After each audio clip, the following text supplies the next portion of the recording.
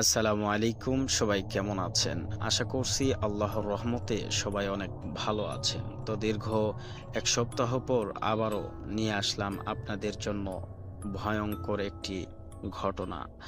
আজকে যে ঘটনাটি শেয়ার করতে যাচ্ছি সেটি অত্যন্ত লোমহর্ষক একটি ঘটনা। যেটি শুনলে আপনার গায়ে লোম দাঁড়িয়ে যাবে।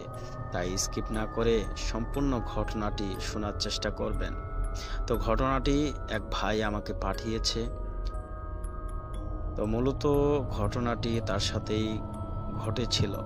তো যাই হোক, আমরা মূল ঘটনার দিকে যাই। তার আগে ছোট্ট একটি রিকোয়েস্ট, যারা এখনও ভূত বিডি মামুন ইউটিউব চ্যানেলটিকে সাবস্ক্রাইব করে রাখেননি, নিত্য নতুন ঘটনা পেতে আমাদের চ্যানেলটিকে সাবস্ক্রাইব করে রাখুন।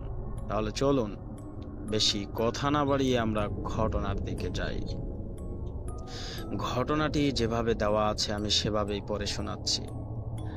আমি যখন ছোট তখনকার ঘটনা। একদিন রাতে আমার আব্বুর সাথে আম্মুর কি যেন নিয়ে ঝগড়া হয় এবং আমার আম্মু কিছুক্ষণ পরে কেঁদে কেঁদে বলে যে আমি তোমার বাড়িতে থাকবো না, আমি আমার বাপের বাড়ি চলে যাব। এই বলে আমার সব কিছু গুছিয়ে নিয়ে ঘর থেকে বের হয়ে যায়। তখন আনুমানিক রাত 11:45 এরকম হবে। আমার আব্বু রাগে কিছু না বলে ঘরে এসে ছিটকানি দিয়ে ঘুমিয়ে পড়ে। একটু পরে আমার যখন ঘুম আসছিল না, তখন আমি আমার আব্বুর কাছে যেয়ে শুই। কিছুক্ষণ পরে হঠাৎ বাইরে আম্মুর ডাক। আম্মু আমাকে ডেকে ডেকে দরজা খুলতে বলছে। আব্বু নিজেই যে গেট খুলে দিয়ে আসে এবং আম্মুকে বলে, ফিরে আসলে কেন? যাও, বাপের বাড়ি চলে যাও। আম্মু কিছু বলে না, চুপ করে ঘরে চলে আসে। এখানে বলে রাখা ভালো যে তখন বিদ্যুৎ ছিল না। ঘরে টিপ টিপ করে মোমবাতি জ্বলছে। তখন আম্মু ঘরে আসলো। এরপর আমি, আব্বু আর আম্মু একসাথে ঘুমাই এবং একটু পরে আমি অনুভব করলাম কিসের যেন গন্ধ নাকে আসছে। তারপর আমি আব্বুকে চুপি চুপি বললাম এই কথা। আব্বু বলল, চুপ করে থাকো, ঘুমাও তুমি। এরকম কিছুক্ষণ যাওয়ার পরে আব্বুর মোবাইলে কল আসলো এবং আব্বু ফোন ধরে বলল, হ্যালো। তখন আমার নানা ফোনে বলল, লিমনের আম্মুর সাথে আবার কি হয়েছে? লিমনের আম্মু এখানে বসে কান্না করতেছে।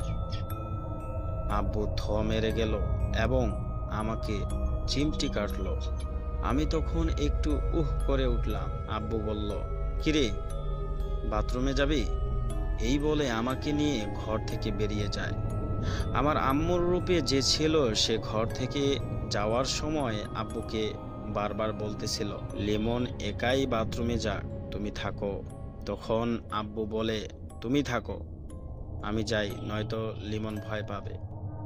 এই বলে আমাকে নিয়ে ঘর থেকে বেরিয়ে যায় আব্বু। তারপর পাশের বাড়িতে যেয়ে সে রাতটি কাটায় দেয়।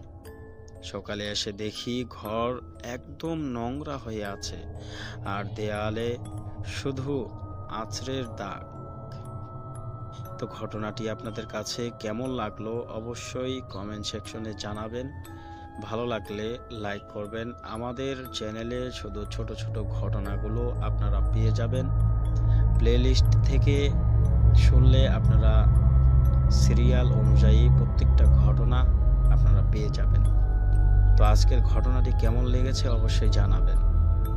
ধন্যবাদ সবাইকে, ভালো থাকবেন। আসসালাম।